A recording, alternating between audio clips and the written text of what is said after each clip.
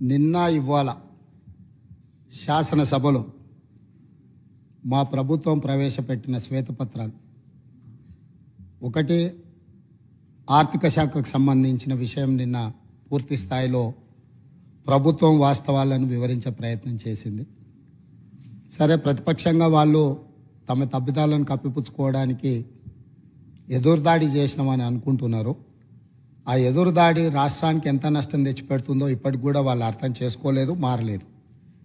ఈరోజు కూడా మా ఉప ముఖ్యమంత్రి గారు తెలంగాణ రాష్ట్ర ఇంధన శాఖ శ్వేతపత్రాన్ని ఈ సభలో ప్రవేశపెట్టి సభ్యులందరితో చర్చ చేసి తెలంగాణ రాకంటే ముందు ఉన్న పరిస్థితి, తెలంగాణ రాష్ట్రం వచ్చిన తర్వాత గత ప్రభుత్వం 9.5 సంవత్సరాలలో తీసుకున్న నిర్ణయాలు, ఆ నిర్ణయాల వల్ల వచ్చిన